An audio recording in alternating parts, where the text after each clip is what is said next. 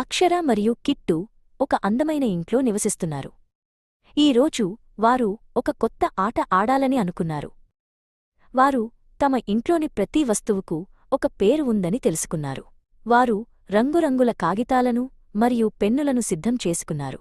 తమ ఇంటిని పదాల ఇల్లుగా మార్చడానికి వారు సిద్ధమయ్యారు. వారు మొదట వంటగదిలోకి వెళ్లారు. అక్షర ఒక చెంచాను చేతిలోకి తీసుకుంది. ఇది చెంచా అని ఆమె కిట్టుకు చెప్పింది. కిట్టు ఒక కంచెంను పట్టుకుని దాని పేరును గట్టిగా పలికాడు. వారు ఆ వస్తువులపై చిన్న కాగితాలను అతికించారు. తరువాత వారు హాలులోకి వచ్చారు.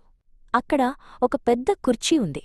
కిట్టు ఆ కుర్చీపై గంతులు వేస్తూ ఇది కుర్చీ అని కేకవేశాడు. అక్షర నవ్వుతూ కుర్చీకి ఒక స్టిక్కర్ను అంటించింది. అక్కడ ఉన్న మేజోపై కూడా వారు ఒక పేరును పెట్టారు.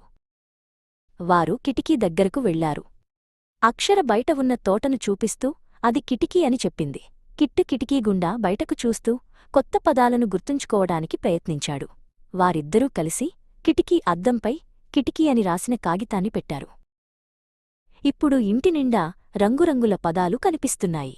అక్షర మరియు కిట్టు తమ ఇంటిని చూసి ఎంతో గర్వపడ్డారు. వారి పదాల ఇల్లు ఇప్పుడు ఎన్నో కొత్త విషయాలను నేర్పిస్తోంది.